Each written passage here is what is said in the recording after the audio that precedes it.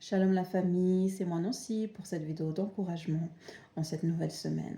Je voulais partager un message que le Seigneur m'a fait comprendre par rapport à moi-même et qui, je sais, va fortifier plus d'une personne.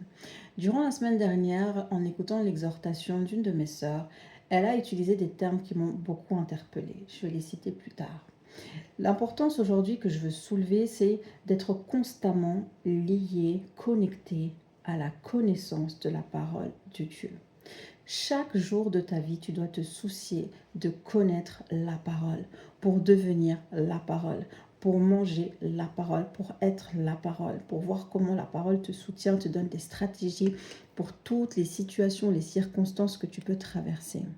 En gros, il est très facile de glisser dans les inquiétudes.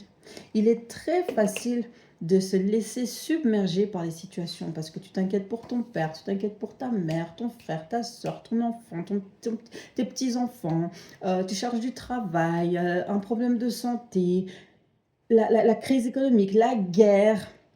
Il y a énormément de situations qui peuvent nous pousser à l'inquiétude.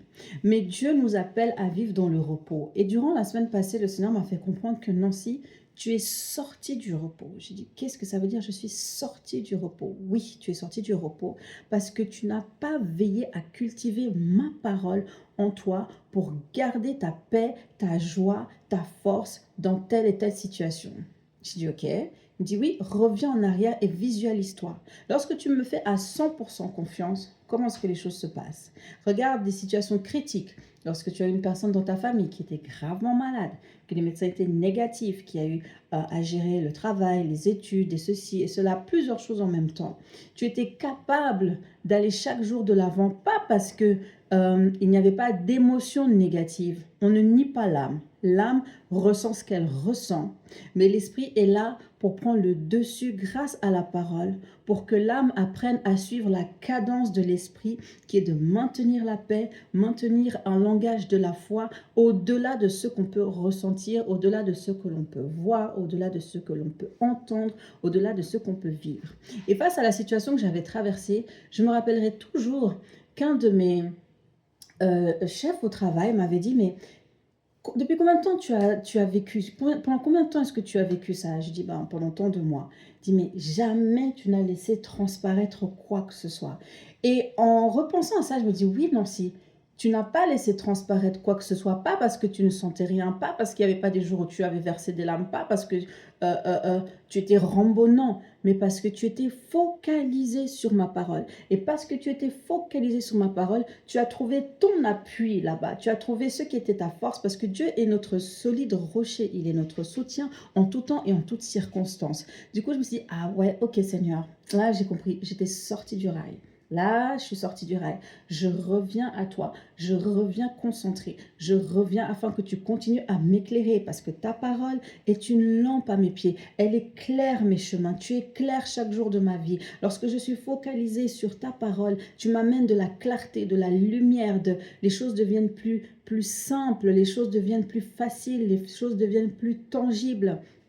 Et du coup, tu comprends que qui dit parole de Dieu dit repos, qui dit repos dit paix, qui dit paix dit joie, qui dit joie dit force. Parce que tu dois garder ta force pour toutes les circonstances que tu traverses. Et la paix émotionnelle, donc c'est le terme que ma sœur a très bien utilisé, ne définit pas que tu es en paix parce que c'est calme autour de toi. La paix ne dépend pas du calme ou du trouble. Tu peux être en plein trouble, mais tu es en paix. Et c'est ça que j'essaie de démontrer face à la situation que j'avais pu vivre. C'était difficile, mais parce que jusqu'au bout, j'étais déterre à voir la main de Dieu agir parce que je savais que Dieu ne ment pas. Dieu ne ment pas. Et le Seigneur, du coup, cette semaine m'encourageait à me rappeler que je ne mens pas. Repose-toi sur moi. Relie ta pensée à ma pensée. Aligne ton cœur à ma volonté. Donc cette semaine, j'aimerais te dire, aligne ton cœur à la volonté de Dieu. Comment est-ce que tu vas savoir comment t'aligner à sa volonté? C'est quand tu lis sa parole.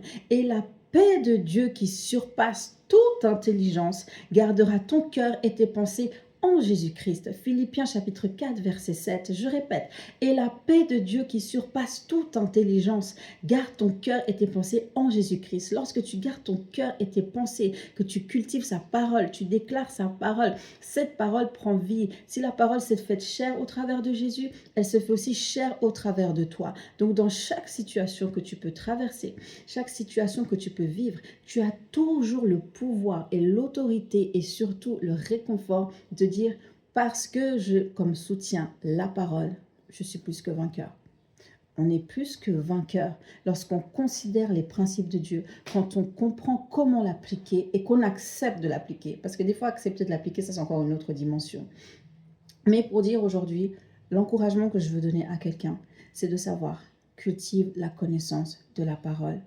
Attache-toi à la parole. C'est elle qui a tous les secrets. C'est elle qui a toutes les stratégies dont tu as besoin. Et reste dans le repos. Le repos, c'est que nous sommes assis en Christ. Nous sommes assis avec lui. Il n'y a aucun élément qui ne doit te faire trembler. Ni la guerre, ni quoi que ce soit. Ne laisse rien te faire trembler.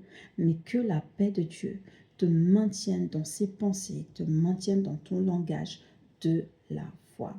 Sois béni. Je te dis à tout bientôt. Shalom.